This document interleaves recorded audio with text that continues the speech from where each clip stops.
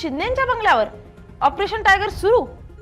राज्याच्या राजकारणात पुन्हा मोठी उलथापालथ पाहायला मिळण्याची शक्यता आहे, कारण उद्धव ठाकरेंच्या पक्षाच्या एका खासदारानं एकनाथ शिंदे यांची भेट घेतली आहे। या भेटीमुळे एकनाथ शिंदेचं ऑपरेशन टायगर पुन्हा एकदा ऍक्टिव्ह झालंय का, अशी जोरदार चर्चा सुरू झाली आहे। कोण आहे तो ठाकरेंचा खासदार ज्यांनी शिंदेची भेट घेतली आहे? शिंदेंनी ऑपरेशन टायगर ऍक्टिव्ह केलंय का? अजून कोण कोण आहेत शिंदेच्या गळाला? पाहूयात या व्हिडिओमधून। नमस्कार, मी स्नेहल चौधरी, आपण पाहत आहात LS मराठी। गेल्या काही महिन्यांपासून राज्याच्या राजकारणात मोठी उलथापालथ पाहायला मिळते। अनेक नेत्यांनी पक्षांतर केली। एकनाथ शिंदे यांनी शिवसेनेत बंड करत अनेक आमदारांसह भाजपसोबत सत्ता स्थापन केली होती। त्यानंतर दिवंगत अजित पवारांनीही राष्ट्रवादीतील आमदार सोबत घेत एकनाथ शिंदे यांच्या मंत्रिमंडळात सहभागी होण्याचा निर्णय घेतला होता। त्यानंतर आता स्थानिक स्वराज्य संस्थांच्या निवडणुकीतही अनेक नेत्यांनी पक्षांतर केलं होतं। त्यावेळी एकनाथ शिंदे यांनी ऑपरेशन टायगर राबवलं होतं। अशातच आता पुन्हा एकदा ऑपरेशन टायगरची चर्चा सुरू झाली आहे। शिवसेना उद्धव बाळासाहेब ठाकरे पक्षाचे हिंगोली लोकसभा मतदारसंघाचे खासदार नागेश पाटील आष्टीकर यांनी उपमुख्यमंत्री एकनाथ शिंदेची भेट घेतली। त्यामुळे पुन्हा एकदा राजकीय चर्चांना उधाण आलंय। नागेश पाटील आष्टीकर हे शिंदे यांची भेट घेण्यासाठी नंदनवन या निवासस्थानी पोहोचले। त्यामुळे पुन्हा एकदा शिवसेनेत ऑपरेशन टायगरची चर्चा सुरू झाली आहे। या एका भेटीनं महाराष्ट्राच्या राजकारणात चर्चांचं वादळ उठलं असून ठाकरेंच्या गोटात खळबळ उडाली आहे। स्थानिक विकास कामासंदर्भात ही भेट घेतली असल्याची माहिती समोर येते। मात्र या भेटीमागील कारण वेगळंच असण्याची शक्यता आहे। या भेटीबाबत आष्टीकर काही खुलासा करणार का, याकडेही सर्वांचंच लक्ष लागलंय। गेल्या काही दिवसांपूर्वी उद्धव ठाकरे यांच्या पक्षाचे 6 खासदार एकनाथ शिंदे यांच्या संपर्कात असल्याची माहिती समोर आली आहे। या 6 खासदारांचा पक्षप्रवेशही वरिष्ठांच्या परवानगीनंतर होणार असल्याची चर्चा रंगली होती। मात्र एकनाथ शिंदे यांनी असा कोणताही पक्षप्रवेश होणार नाही, तसेच ऑपरेशन टायगर सक्रिय नसल्याची माहिती दिली होती। त्यामुळे पक्षांतराच्या चर्चांना पूर्ण विराम मिळाला होता। मात्र आता खासदार नागेश पाटील आष्टीकर यांनी एकनाथ शिंदे यांची भेट घेतल्यानं पुन्हा एकदा ऑपरेशन टायगरची चर्चा रंगली आहे। ही ऑपरेशन म्हणजे नक्की आहे तरी काय?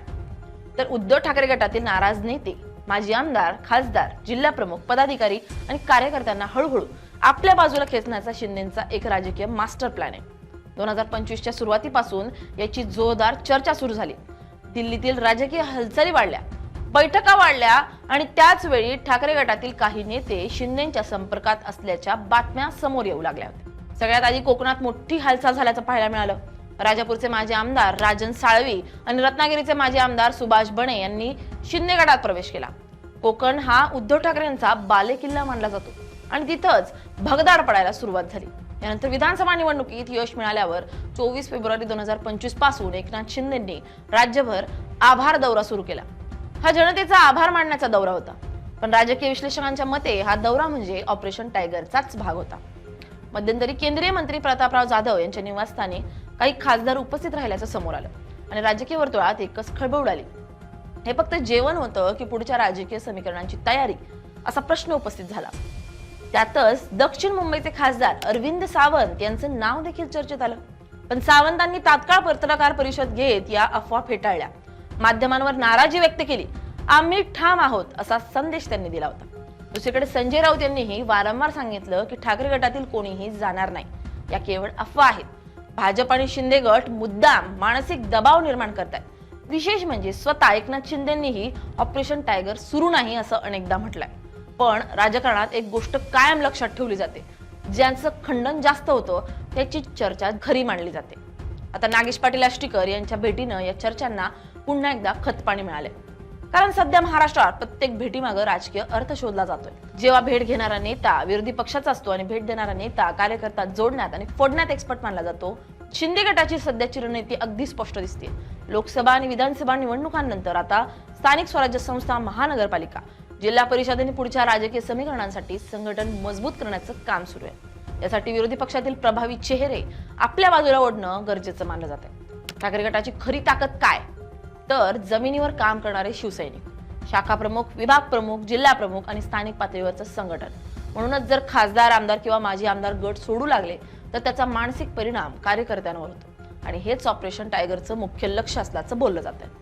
हिंगोली लोकसभा मतदारसंघाचे ठाकरे गटाचे खासदार नागेश पाटील आष्टीकर यांनी शिंदे गटात प्रवेश केला तर उद्धव ठाकरे यांच्या पक्षाला हा मोठा धक्का बसणार आहे।